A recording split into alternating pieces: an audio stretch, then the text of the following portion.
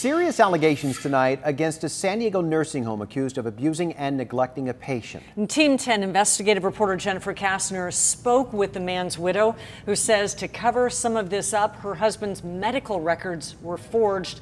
She is now suing the home for his death as well. Kimberly, that's right. This is such a sad story, but a very important one to tell. Carmen Thomason says her husband got severely ill because the staff at Mission Hills Healthcare neglected him. He was rushed to the hospital and died within hours. We did everything together. It was a marriage that others envied, playful, loyal, exciting, but it was ripped away, and so suddenly. He was perfectly fine, and within a couple hours he was in full septic shock, and my client was called, and her husband never gained consciousness. Attorney Vanessa Pena is helping Carmen Thomason fight for justice for her late husband George. Carmen believes he was stripped of his dignity before his death, following an extended stay at San Diego's Mission Hills Healthcare on Washington Street by the 163. To see somebody in certain conditions, like it will be for you. If you see somebody in your family, your relative, or your mom, I guarantee you wouldn't like to see a few things that I encountered. She tells us he had been in the nursing home for a year and a half. He first went there after suffering a fall. He stayed there longer because of his dementia and needed skilled treatment to recover. According to the lawsuit, during his stay, George contracted scabies 7 times and contracted multiple urinary tract infections. One time, he was apparently found by a nurse face down on the floor, crying that he hit his head in the fall. But according to the suit, he was never taken to the hospital and his family was never called. Then, in May of 2015, court documents reveal he was rushed to the ER and was in severe septic shock from a UTI. A feeding tube was most likely placed into his colon and not his stomach. 10 News is withholding several more graphic details out of respect for the family. While he was dying, Carmen put on jazz music, his favorite, and said goodbye. He opened his eyes and looked up.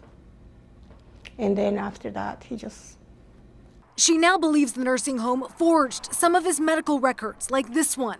It shows that Mission Hills Healthcare recorded that on Tuesday the 12th, he got physical therapy. But this hospital record shows he was admitted to UCSD Medical Center a day earlier, on the 11th, where he expired or died during the hospital stay. He's on his deathbed at the hospital. How can you be doing physical therapy on him? This is the second time the nursing home has been sued for wrongful death. A settlement was reached over a lawsuit last year, where a family's loved one apparently suffered from severe sepsis stemming from neglect. A few years ago, another settlement was reached in a third suit brought against the home by a woman claiming negligence and elder abuse, among other complaints. On Medicare.gov, the facility has only 2 stars, which is below average.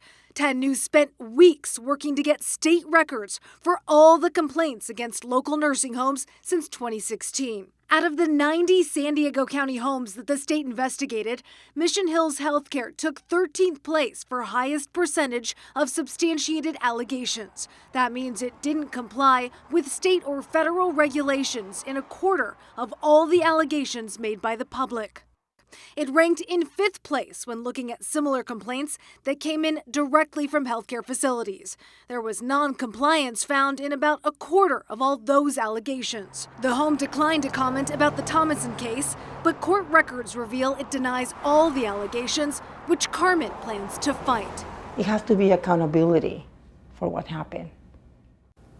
So in the story you heard, we talked about the weeks that we spent working to get state records. You can find a database of all of those San Diego nursing homes that have been investigated. We have all the allegations and all of the deficiencies listed on our website, 10news.com. Look for this story under Team 10 Investigates. In the studio, Jennifer Kastner, 10 News.